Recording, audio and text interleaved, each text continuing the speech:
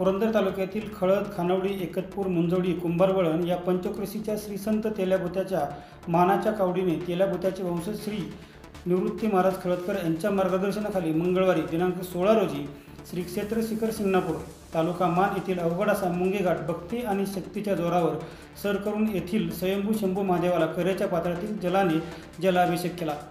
रामनवमीच्या दिवशी तेल्याभुत्याच्या समाधीचे दर्शन घेऊन खळद येथून शाही मिरवणुकीने प्रस्थान केलेले कावड 3 दिवस पायी प्रवास करीत आंध्रुड मार्गे मंगळवारी सकाळी कोथळे येथे दाखल झाली।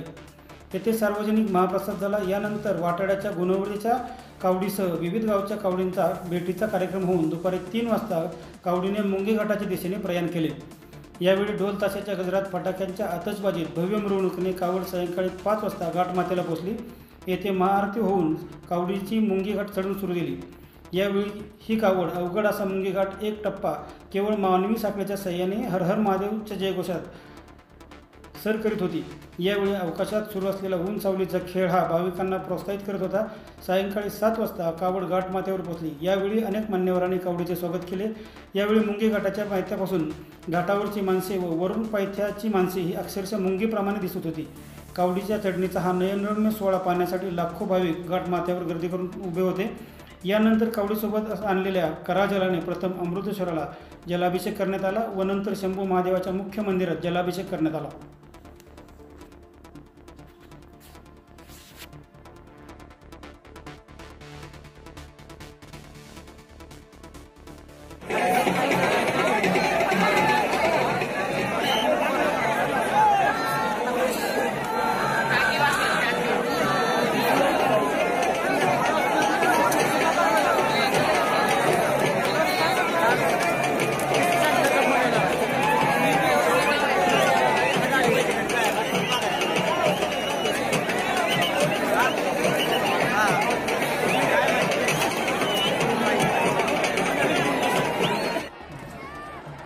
रामनवमीपासून आम्ही कावडी घेऊन शिखर शिंगणापूर यात्रेला निघत असतो।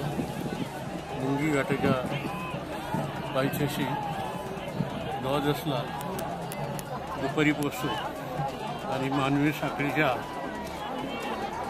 आधाराने शिवराच्या गजरामध्ये शंभू महादेवाच्या नामघोषामध्ये हा मुंगी घाटाचा 3 टप्पे असणारा घाट आम्ही पार करीत असतो।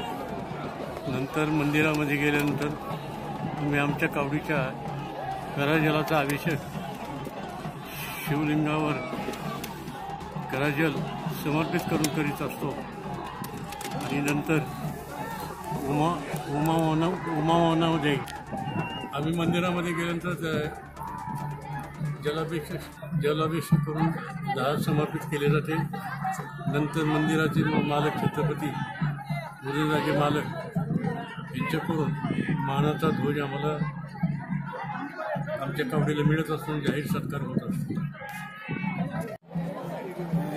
संत बुद्धोजी तेली महाराजांचे मानाची कावड, प्रथम मानाची कावड ही रामनवमीच्या दिवशी आम्ही पंचक्रोशीतून एकतपूर गावामधून जळत्या घराची जागा आहे त्या समाधीला बुद्धोजी महाराजांच्या समाधीला प्रदक्षिणा करून जळत्या घराच्या तिथं होम करून तिथून आम्ही शिखर शिंगणापुरी प्रस्थान करीत असतो। तिथून निघाल्यानंतर आमचे पहिला मुक्काम हा जोगवडी येथे होतो। जोगवडीत तिथं गावामध्ये मिरवणूक होते आणि मिरवणूक करून तिथून आम्ही वडगाव येथे थोडं बैलांना चारा पाणी देऊन तिथून जिंती येथे मुक्कामाला येत असतो। जिंतीला मुक्काम करून सकाळी निघून तिथं मिरवणूक करून जिंतीमध्ये तिथं भंडारा होत असतो। भंडारा करून तिथून फलटणमध्ये येत असतो। फलटणमध्ये आल्यानंतर निंबाळकर राजेंच्या इथं कावडीचा अभिषेक आणि पूजा करून तिथून संपूर्ण फलटण गावामध्ये पूर्ण यात्रा मिरवणूक निघत असते आणि तिथून पुढे आल्यानंतर मुंगे निंबाळक येथे मुक्काम होऊन तिथून रणखेळा येथे कावड येत असते। रणखेळ्यावरती 5 प्रदक्षिणा करून जी वाटाड्याची कावड आहे ते पुढे येऊन आम्हाला रस्ता दाखवण्याचं काम करीत असते आणि त्याच्या पाठीमागं आमची कावड येत असते.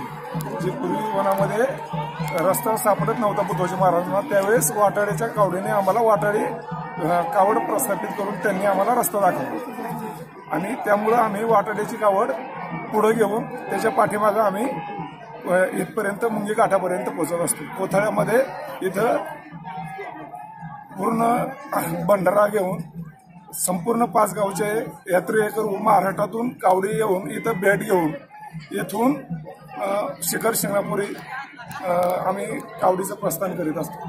मुंगी घाटातून प्रस्थान करताना येथून प्रथम मानाची बुद्धोजी तेली महाराजांची कावड हे सगळ्यात शेवटी इथून निघून आणि वरती अमृतेश्वर येथे जलाभिषेक करून तिथून मानाचा उदयनराजे भोसले महाराज हे देवस्थानचे मालक, त्यांच्याकडून आम्हाला मानाची सवय मिळते आणि तिथून वरती अमृतेश्वरवरून वरती दार घालून जलाभिषेक करून आमची यात्रा संपन्न.